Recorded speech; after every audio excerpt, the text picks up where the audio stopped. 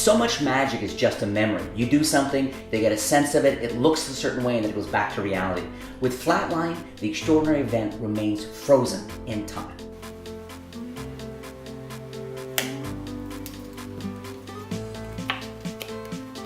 It's something they just handled. Then a moment later you do something extraordinary with it, and then you hand it out. I've done so many different things with the marker. I've crushed it under a bottle of water or a Coke can. I've slipped it into my wallet and crushed it that way. I've wrapped flash paper around it and sparked it. I've used it to reveal selected cards. I've used it to introduce my business cards. Some people find a crushed marker hilarious. They laugh and laugh and they can't believe it's like a sight gag for some people. For other people, it's a total mystery. It's something absolutely inexplicable. Probably my favorite effect to do with the Flatline gimmick is a variation of the light zig card stab.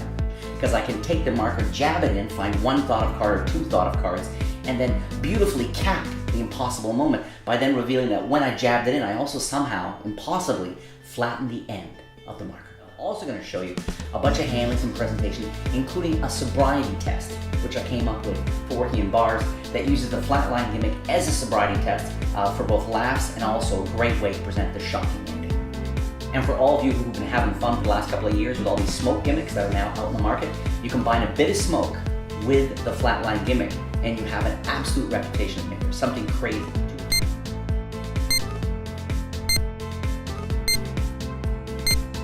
And I worked for years of playing around with nail writers, impression gimmicks. I mean, the whole premise of trying to get people to truly believe you've got some sort of mental relationship with them is always a challenge. But Hot Thought approaches this challenge in a very different, super down-to-earth way.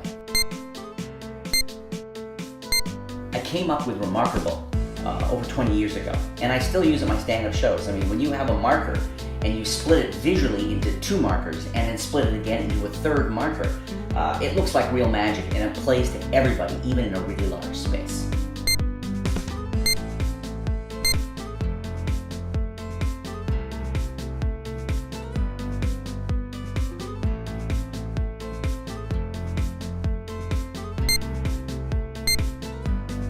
And magnetic is something I do for people when they're giving me a bit of attitude, and it happens. I mean, I'm a nice guy, but I still get attitude sometimes.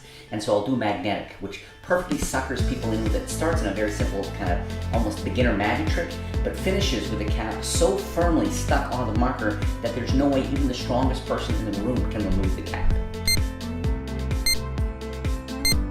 I'm also going to share with you an effect I've been keeping kind of quiet to myself for a while, involving a toothpick and a brand new principle where you can make this toothpick sort of vanish and appear wherever you want. I even use it to reveal a selected card in a really shocking and strange way.